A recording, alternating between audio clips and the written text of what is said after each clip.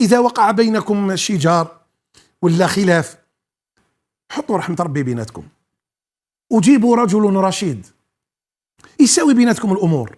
وإذا طلقتها طلقة واحدة، وهذا موضوع شوية طويل، ما تخرجهاش من دارها، لا يخرجن من بيوتهن، لا تخرجهن، لا يخرجن من بيوتهن إلا في حالة واحدة، إلا أن ياتين بفاحشة مبينة، إذا جاءت بالزنا. أما ما تفهمتوش وطلقتها، ماشي مباشرة يجي بابها وتلمقشها وتروح.